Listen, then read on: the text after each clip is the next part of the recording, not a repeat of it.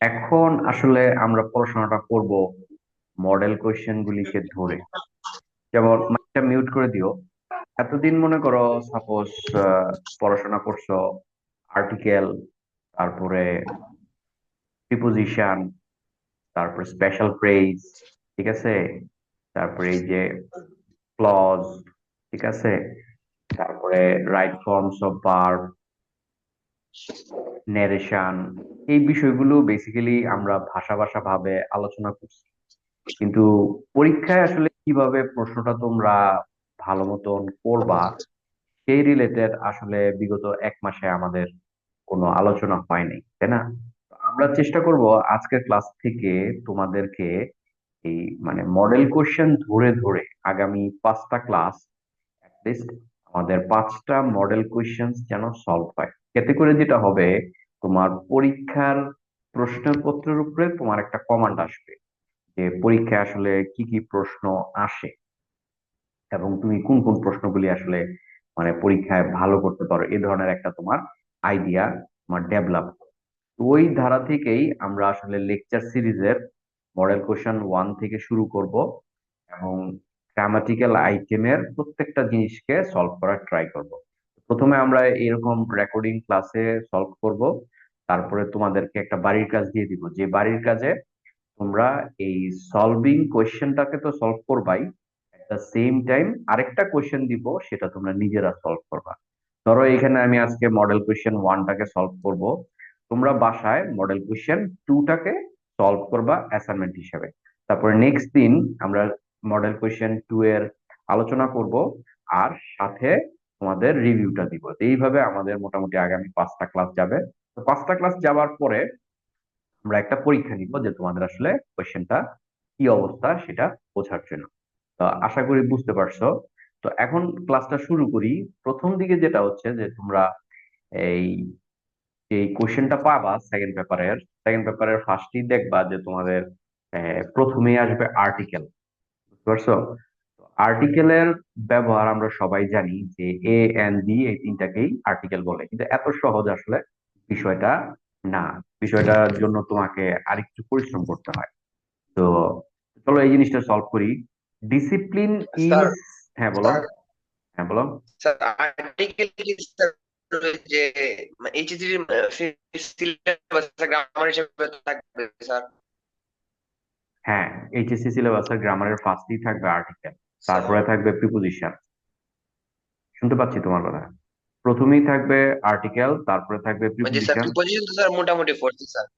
হ্যাঁ, আর্টিকেল পড়ো নাই, কিন্তু স্যার আর্টিকেলে ওই যে যে স্যার আর্টিকেল তো স্যার মানে প্রিপোজিশন পড়ছি স্যার মোটামুটি। আর্টিকেল ওই যে আর রাইট ফ্রম ভার্বসটা স্যার এই দিকটা সমস্যা স্যার, মানে প্রিপোজিশন একটু মোটামুটি বোঝা আছে স্যার এখন। এগুলি আমরা মডেল কোশ্চেনের সাথে সাথে যে সমস্ত রুলস গুলি আসবে এই রুলস গুলি আমরা সাথে সাথেই শিখে ফেলবো, বুঝছো? এখানে আমরা 5টা মডেল কোশ্চেন নিছি। ওকে এই 5টা মডেল কোশ্চেনের সাথে সাথে যে স্যার। সমস্ত রুলস গুলি আসবে এগুলি আমরা সাথে সাথে শিখে ফেলবো, সাথে সাথে নোট করে ফেলবো। তাহলে যেটা হবে যে পরীক্ষার প্রশ্নে যে ধরনের তোমার রুলস প্রয়োজন হয়, তুমি এক্স্যাক্টলি সেই রুলসটাতেই তুমি ইয়ে করতে পারবা, তোমার জন্য প্রয়োজন হবে। এখন সাপোজ মনে করো আমি তোমাকে প্রচুর ইয়ে পড়াইলাম, মনে করো right forms of verbs rules. এর থিওরি পড়াইলাম, সংজ্ঞা পড়াইলাম, কিন্তু পরীক্ষার প্রশ্নে কিন্তু এগুলি আসবে না, কোনো সংজ্ঞাও আসবে না। পরীক্ষার প্রশ্নে সাধারণত যেটা হয় যে ওই 35% ছাড়া বাকি 65% কমন থাকে। অর্থাৎ আগের বছরের বোর্ড কোয়েশ্চেন অথবা আগের বছরের প্রশ্নের সাথে মিল করণ অথবা মডেল কোয়েশ্চেন, এগুলি যদি তুমি নিয়মিত সলভ করো তাহলে তোমার মধ্যে কোয়েশ্চেনের সাথে যে রুলস গুলি বেশি কমন, সেই রুলস গুলির উপরে তোমার বেশি মাস্টারি আসবে। বুঝতে পারছো? তোমার অত বিস্তর পড়াশোনা করার দরকার পড়ে না, তখন তুমি একটু স্মার্ট ওয়েতে নিজেকে একটু ভলিউমটা কমাইতে পারবা। এর জন্য আমরা যেটা করি, আমরা সাজেস্ট করি যে এই একটু ইয়ে করা, এই মানে মডেল কোয়েশ্চেনটা সলভ করা। তো ওই সময়টা তোমাদের এতদিন ছিল না, এখন তোমাদের এই সময়টা হয়েছে, কারণ যেহেতু সামনে তোমরা ইয়ার ফাইনাল দিবা। ঠিক আছে? তো সেকেন্ড পেপারটা দিয়ে আমরা শুরু করতেছি। ফার্স্ট পেপারটা আমরা ধীরে ধীরে শুরু করবো, ঠিক আছে? ফার্স্ট পেপারটা আমরা আস্তে আস্তে করি। তো আজকে আমরা প্রথমে দেখো একটা কোয়েশ্চেন প্যাটার্ন কি হয়। হ্যাঁ, এখানে 60 মার্কসের যে গ্রামাটিক্যাল আইটেম থাকে এটা আমি আগেও দেখাইছি। এই 60 মার্কসের গ্রামাটিক্যাল আইটেম গুলির মধ্যে প্রথমেই থাকবে তোমার আর্টিকেল। আর্টিকেল থাকবে 10টা, তারপরে থাকবে প্রিপোজিশন, এবং তারপরে থাকবে স্পেশাল ওয়ার্ড বা ফ্রেজেস। তোমরা স্পেশাল ওয়ার্ড বা ফ্রেজেস মোটামুটি পারছো। তারপরে আছে কমপ্লিট দ্য সেন্টেন্স, ঠিক আছে। এরপরে হচ্ছে তোমার রাইট ফর্মস অফ ভার্ব। তারপর আছে ন্যারেশন 6 নম্বরে, 6 নম্বরে ন্যারেশনের পরে 7 নাম্বার হচ্ছে, সরি 7 নাম্বার হচ্ছে ন্যারেশন ইউজিং ডিরেক্ট স্পিচ। আর 6 নাম্বার হচ্ছে তোমার ওই যে যেইভাবে তোমাকে এটা চেঞ্জ করতে বলছে সেরকম করা, যেমন এখানে সিম্পল সেন্টেন্সে কনভার্ট করতে বলছে, কমপ্লেক্স সেন্টেন্সে কনভার্ট, এটা চেঞ্জিং সেন্টেন্স। 6 নাম্বার হচ্ছে চেঞ্জিং সেন্টেন্স। 8 নাম্বার হচ্ছে প্রোনাউন রেফারেন্সিং। এটা এইবার আসে নাই, তো তোমাদের সময় এটা নাও থাকতে পারে, তো এটা আমরা পরে প্র্যাকটিস করব। Read the following text. তারপরে 9 নাম্বার হচ্ছে মডিফায়ার, 10 নাম্বার হচ্ছে কানেক্টরস, 11 নাম্বার হচ্ছে সিনোনিম অ্যান্টোনিম, 12 নাম্বার হচ্ছে পাঞ্চুয়েশন। এই 12 মার্ক, এই 12টা কোশ্চেন তোমাদের পরীক্ষায় থাকবে। তো আজকে আমি মডেল কোশ্চেন একটা সলভ করে দেখাই দিচ্ছি, এবং এটা তোমার বাড়ির কাজ থাকবে। তো চলো শুরু করি, ক্লাসে খুব বেশি একটা মানে রিপিট করে লাভ নাই। তো এখন প্রথমে দেখো, আর্টিকেল দিয়ে শুরু করি। 1 নাম্বারটা প্রথমে বলছে discipline is seen dash in everyday every field of nature. ঠিক আছে, এইখানে তোমার দেখে মনে হইতে পারে যে আর্টিকেল দেওয়া আছে, এখানে মনে হবে discipline is seen in every field of the nature. ঠিক আছে, তো এখানে মনে হইতে পারে যে এখানে হয়তো এ হবে, আর এখানে হয়তো ডি হবে। কিন্তু একটা মজার বিষয় দেখো, এইখানে দেখো ডিসিপ্লিন ইজ সিন, সিনের পরে একটা ইন দেওয়া আছে, প্রিপোজিশন। সবসময় মনে রাখবা যে এই ইনের আগে কখনো তোমার আর্টিকেল বসবে না, অর্থাৎ একটা প্রিপোজিশন বসছে, তার আগে তুমি কখনো একটা আর্টিকেল বসাতে পারবা না। কিন্তু পরেরটায় দেখো, যেমন মনে করো বি 1 নাম্বার সেকশনে দেখো বলছো ফিল্ড অফ দি নেচার হইতে পারে, কিন্তু মজার বিষয় হচ্ছে যে ফিল্ড অফ দি নেচার এটাও এখানে হবে না, অর্থাৎ প্রথম দুইটাতে তোমার কোনো আর্টিকেলই বসবে না। প্রশ্নটা ভালো মতো আগে পড়ে নাও। বলছে যে fill in the blanks text with articles a and the as necessary, অর্থাৎ যেখানে প্রয়োজন, যেখানে তোমার আর্টিকেল প্রয়োজন নাই, তুমি সেখানে আর্টিকেল বসাইতে পারবা না। Some of the blanks may not require an article, অর্থাৎ কিছু কিছু ব্ল্যাঙ্কস আছে যে ব্ল্যাঙ্কস গুলিতে তোমার আর্টিকেলের প্রয়োজন নাই, সেখানে তুমি আর্টিকেল বসাবো না। এই যে প্রয়োজন নাই তুমি কিভাবে বুঝবা, একটা টিপস দিয়ে দিলাম, যে প্রিপোজিশন যদি পরে থাকে তার সামনে সাধারণত আর্টিকেল বসে না, এবং কোনো বিষয় যদি নির্দিষ্টভাবে না বলে তখনও তুমি আর্টিকেল শুধু শুধু এ এন বি বসাইতে পারবে না। তাহলে পরের সেন্টেন্সটা দেখি স্যার তাহলে। প্রথমটা বুঝছি স্যার, জি হুম, স্যার। বলো। স্যার প্রথমটা বুঝছি যে স্যার যে প্রিপোজিশন হওয়ার কারণে এখানে বলছেন, কিন্তু দ্বিতীয় ক্ষেত্রে যে স্যার মানে নেচারের আগে যে স্যার দা বসে না, এটার কারণটা কি স্যার? মানে অফের পরে দা বসে নাই যে, এটার কারণটা কি স্যার? এইটার কারণটা হচ্ছে যে এখানে in every field of nature, এখানে নির্দিষ্ট করে বলা হয় না, ঠিক আছে। এর জন্য তোমার এটাকে দা বসায় না, কিন্তু তুমি যদি এটা নির্দিষ্ট করে বুঝাইতা যে এটা কোনো একটা প্রপার নাউনের আগে হইতো, তখন এখানে দি বসাইতা। কারণ শুধু শুধু দি বসবে না যদি কোনো নির্দিষ্ট ভাবে না হয়, অথবা প্রপার নাউনের না হয়। যেমন দেখো দা সান, এখানে দিটা সানটাকে নির্দিষ্ট করে বুঝাইছে, সেই জন্য তোমার এটা দি বসছে, ঠিক আছে। তো নেচারটাকে আমরা নির্দিষ্ট করে বুঝাই নাই, এর জন্য এখানে আমরা মানে এ এন ডি কোনো আর্টিকেলে ব্যবহার করি। Clear? The sun okay sir. Rises, আচ্ছা সান রাইজেস ডি নাম্বারে। ইন দা উম, উম, এটা এইটা খুবই সহজ। এখানে দেখো ইস দা দেওয়া আছে, ইস দেওয়া আছে, ঠিক আছে, এটা নির্দিষ্ট করে দেওয়া, তুমি মানে সহজে বুঝছো। নির্দিষ্ট ইন দি ইস, এখানে ইন এ ও হবে না, ইন ও হবে না। And sets in the west, the in the west. তারপরে ই নাম্বারটা কি বলছে, ই নাম্বারটা বলছে dash night comes after dash day, a night hour sir. A night after comes, a night comes after a day, ঠিক আছে। কিন্তু জি এইখানেও স্যার। কোনো আর্টিকেল হবে না, ঠিক আছে। হ্যাঁ এখানেও তোমার কোনো আর্টিকেল হবে না, কারণ রাতের পর দিন আসে এখানে, একটা রাতের পর একটা দিন আসে এরকম কোনো কিছু বলা নাই, তাহলে এটা হবে নাইট কামস আফটার ডে, ঠিক আছে। জি। The okay bird sir. Sings, কি নাম্বার হচ্ছে দ্য বার্ড সিংস, ঠিক আছে। এখানে বার্ডস গুলিকে তুমি নির্দিষ্ট করে বলার কারণে এখানে হবে the bird Singh and D. The flower Bloom. ঠিক আছে, মানে পাখিরা গান গায় আর ফ্লাওয়ার্সরা ফুল ফুটে, নির্দিষ্ট করে মানে বুঝাইছে, এর জন্য তুমি ফুল এখানে দি ফুটিয়ে ওঠে। বসাইছো। হ্যাঁ, তারপরে হচ্ছে দেয়ার ইজ এ জি good sir. Harmony in nature. There is a good harmony in nature.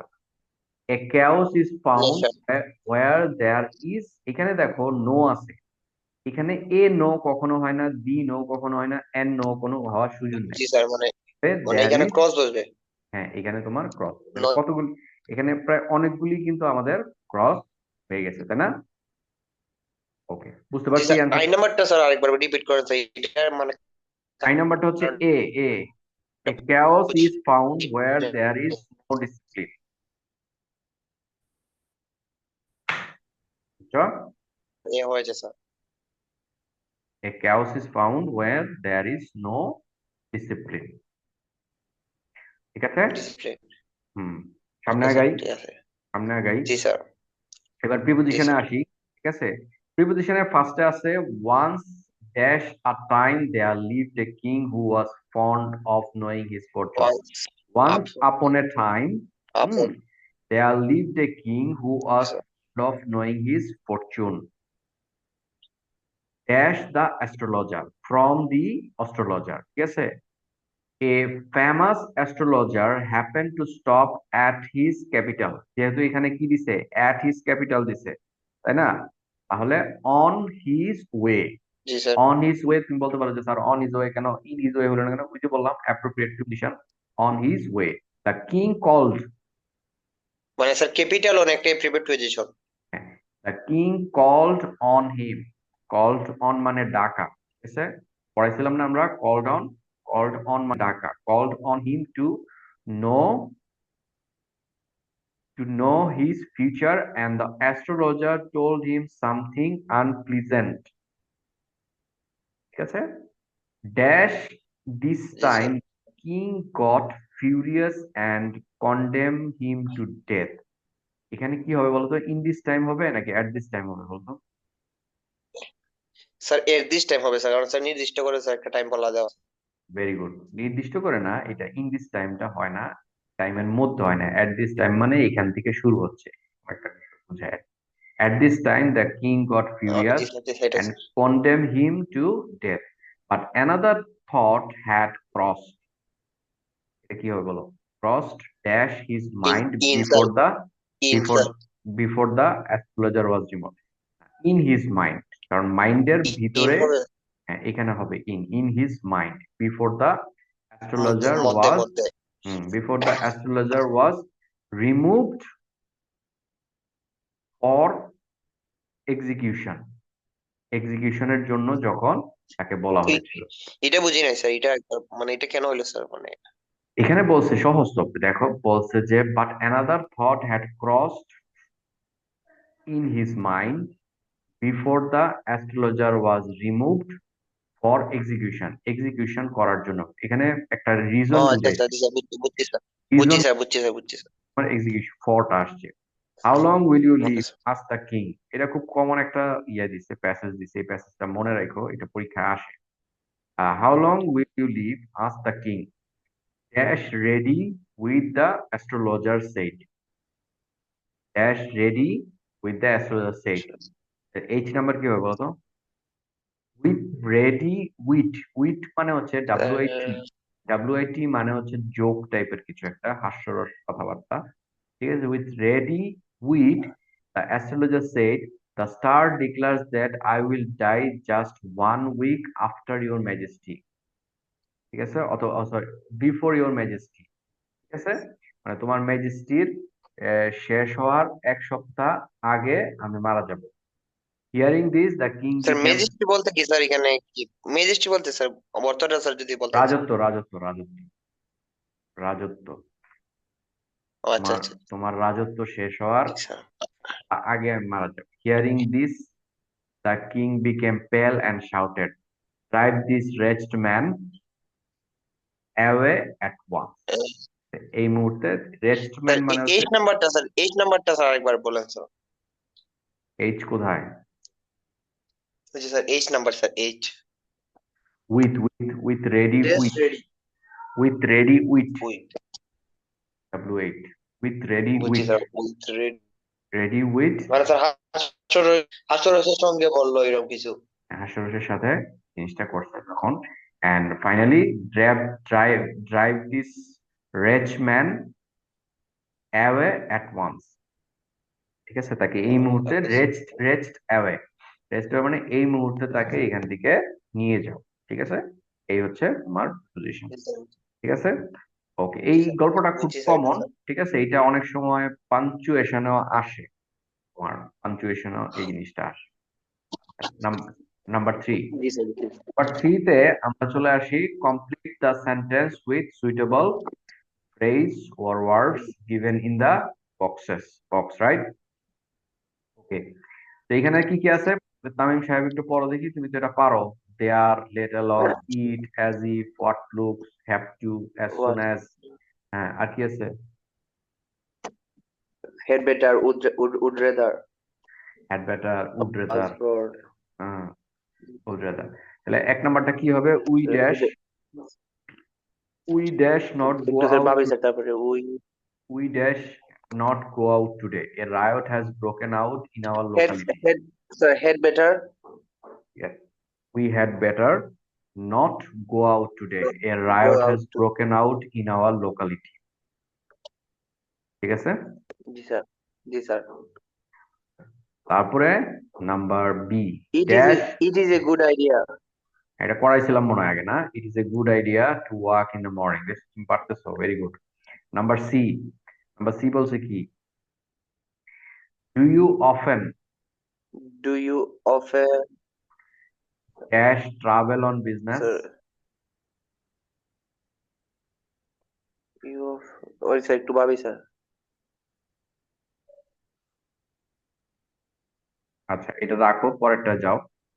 Long ago dash জি স্যার, লিভড এ জি স্যার। পায়াস। এখানে হবে long ago there lived a, there, there, there. There lived a pious. এটা তো সহজ আছে, দুইটা দুইটা ড্যাশ আছে। So এটা বলো what তো। does a what cloud does, look like? Yes, very nice. A cloud look like? হুম, তারপরে নাম্বার এফ কি হবে?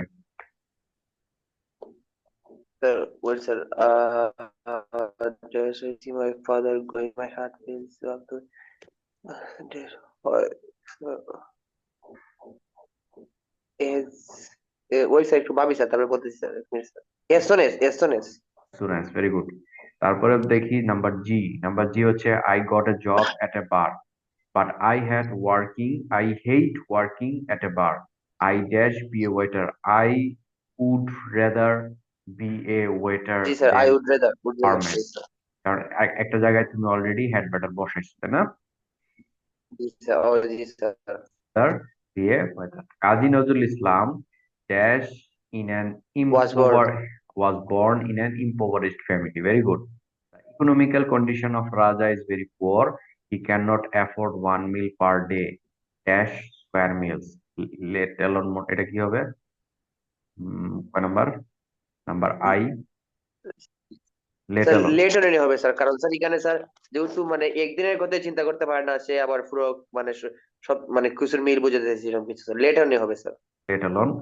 তারপরে number J, after the final match of the FIFA World Cup 2014, Messi looked as he S were if. complete as if he were completely wrong। Sir তাহলে তোমরা এজিপ্টের ব্যবহারটা sir একটু বলেন sir, এজিপ্টের sir নতুন word sir, এটার ব্যবহারটা পড়ে গেছে। looked as if he were completely routed, মানে মানে অনেক সময় হয় না যে একটা লোক প্রেসিডেন্ট না, কিন্তু ভাবসাব খুব প্রেসিডেন্টের মতো।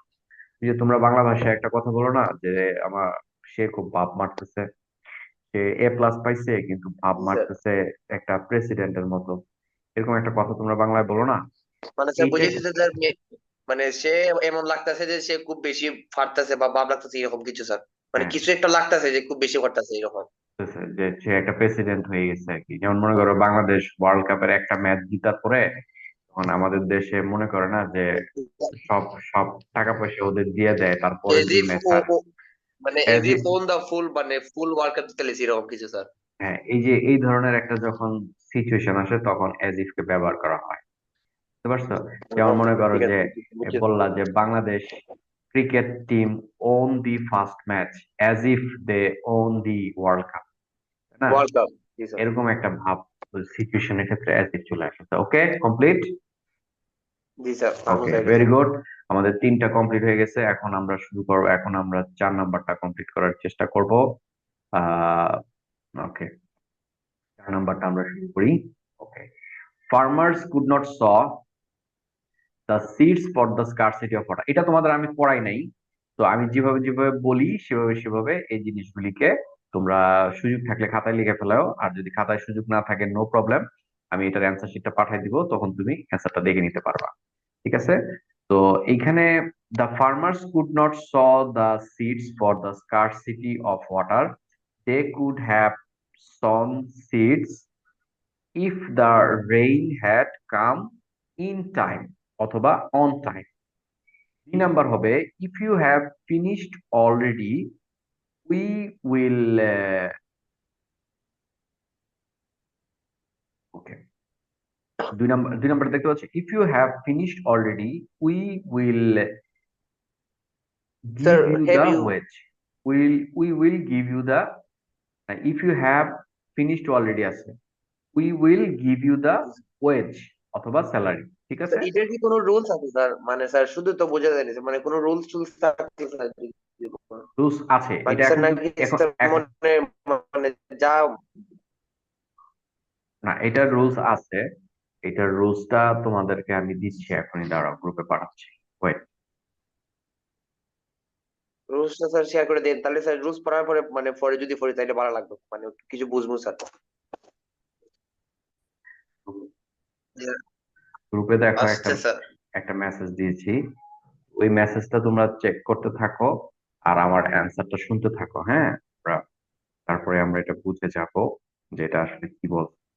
তো এখানে এই রুলসটা তোমাদেরকে আজকেই প্রথম শেখাচ্ছি। The farmers could not G sir. sow the seeds for the scarcity of water if the rain had come in time অথবা on time। এখানে in time দিছে, তুমি on time ও দিতে পারো। If you have finished already, we will give you the wage. The mountain was too high for the climbers to reach the top. If your parents had not met, you would not have been born. I am so fond of my college that I am never absent from it. If you had listened to my advice, you would not have lost all your money. আচ্ছা, আমি অ্যান্সারটা share করি আগে।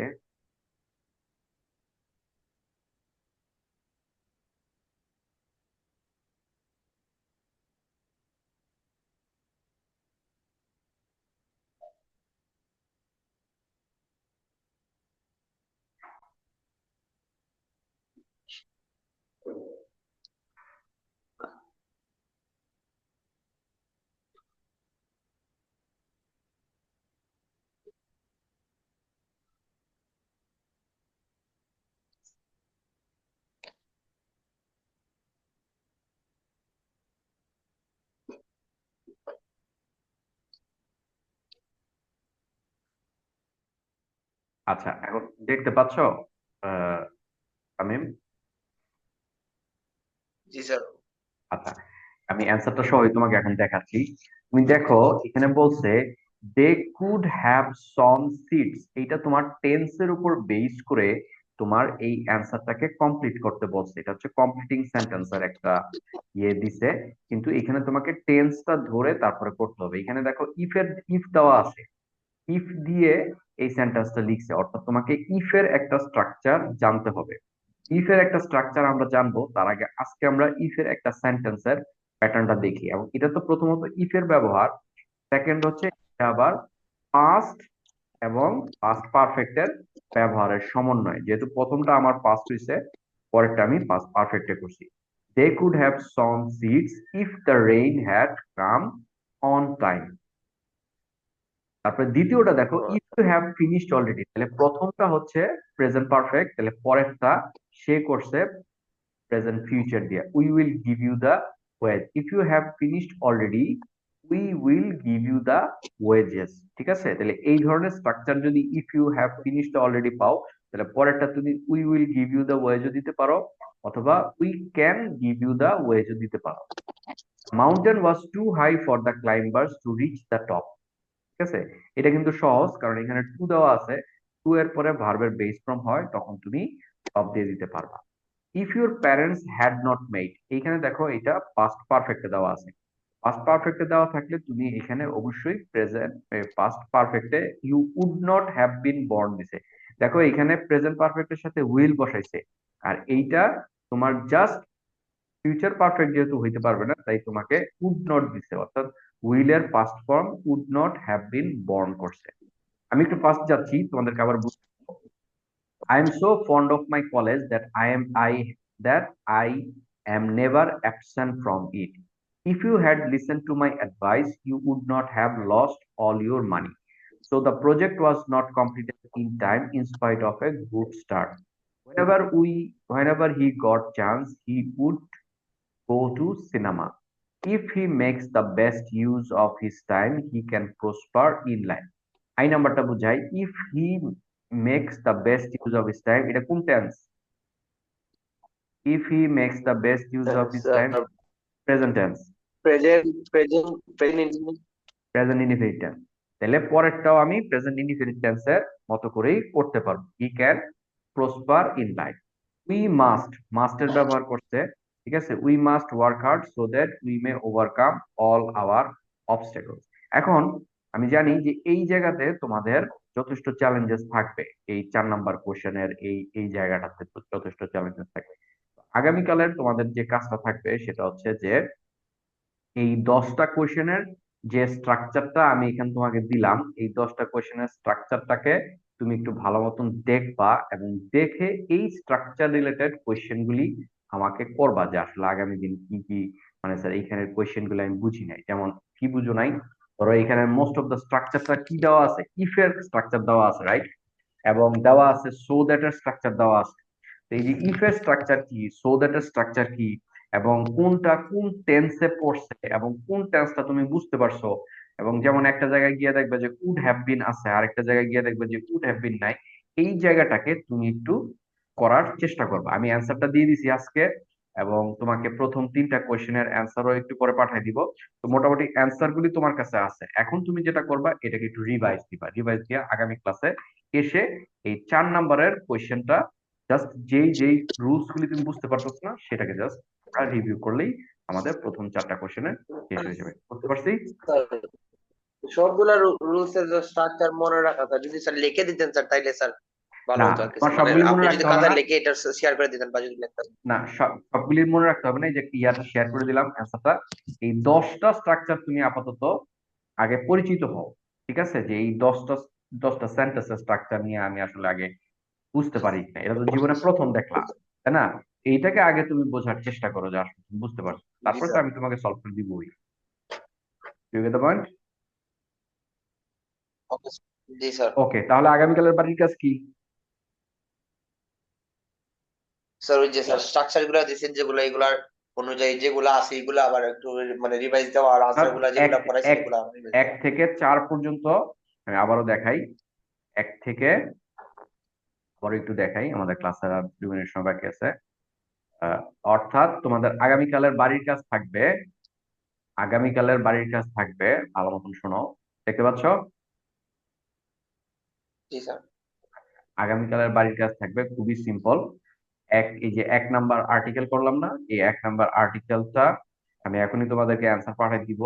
আর্টিকেলটা নিজেরা একবার পড়বা এবং বোঝার চেষ্টা করবা যে কোনটার কারণে কোনটা হয়েছে। কোনটা না বুঝতে পারলে ওই প্রশ্নটা শুধু নোট করে লিখে রাখবে, স্যার ওই নাম্বারের আগে কেন কোনো আর্টিকেল বসে নাই, আবার আফটারের পরে কেন কোনো আর্টিকেল বসছে, এটার সাথে সাথে আমাকে কালকে ফার্স্টই বলবা, আমরা এই রিভিউটা নিয়ে নিব।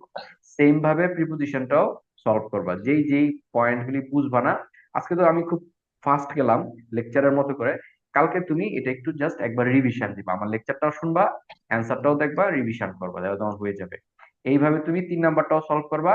আর সবচেয়ে বেশি তোমার দরকার হবে এই কমপ্লিটিং সেন্টেন্সে, কারণ কমপ্লিটিং সেন্টেন্সে তোমার টেন্সের ব্যবহারের সাথে, কন্ডিশনালস এর ব্যবহারের সাথে যে যে রুলস গুলি তুমি বুঝবা না সেই রুলস গুলি, কারণ সবগুলি তোমার সমস্যা হবে না, কিছু সমস্যা হবে, কারণ অ্যান্সার তো তোমাকে দিয়ে দিছি, তুমি মোটামুটি লিখতে পারবা।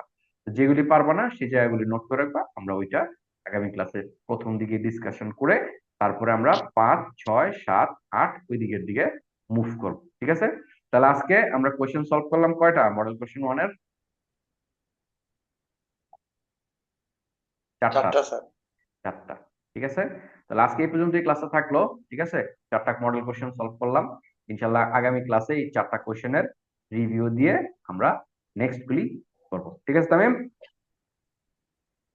Okay sir. Okay, thank you for joining. I will share the সালাম। link in I will share the link in the group okay. so that everybody can watch this. Okay. Okay, সালাম। bye. সালাম আলাইকুম sir. ভালো থেকো সবাই।